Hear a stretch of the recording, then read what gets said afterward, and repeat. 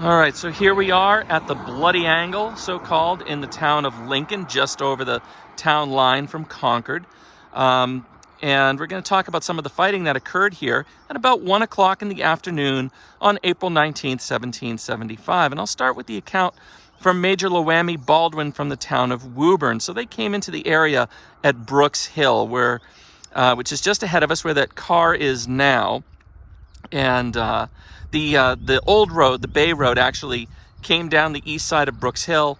And then right where that sign, that town sign is, right about there was Tanner Brook, crossed by Lincoln Bridge. And then it climbed into the uplands here in the town of Lincoln.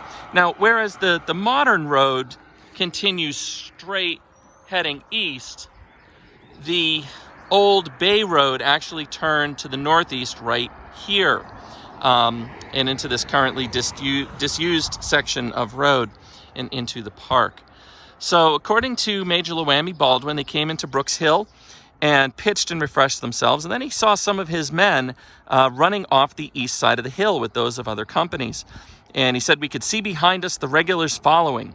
We came to Tanner Brook at Lincoln Bridge," so right there. And he said, "Then we concluded to scatter and make use of the trees and walls for to defend us and attack them. We did so and pursued on, flanking them." So let's walk for a little bit.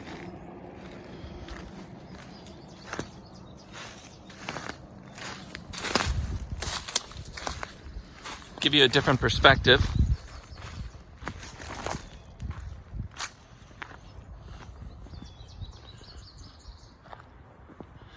So you can see the road takes the turn and it cuts through the hill.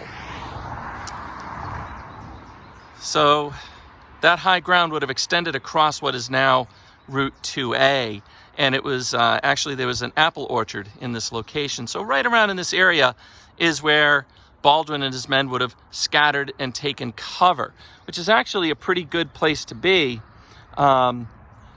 because the British are going to have to squeeze across Tanner Brook, and it's a little far for a musket shot, but it can still do some damage. But either way, it's going to slow them down, and then they're going to be forced to come up at you into this very strong position. He says, so they opened up a very heavy fire on them, and they just basically worked their way along the stone wall and the woods off to our right. Meanwhile, the British would have been coming up this location, right up through here along the road. And I'd imagine as soon as they possibly could, they would have sent flankers out. So light infantrymen who are going to get up into those woods and drive away the enemy and protect the column and keep it moving.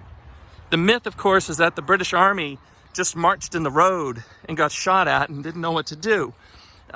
They've been training for quite some time in light infantry tactics, to have soldiers who are trained to spread out and to skirmish with the enemy.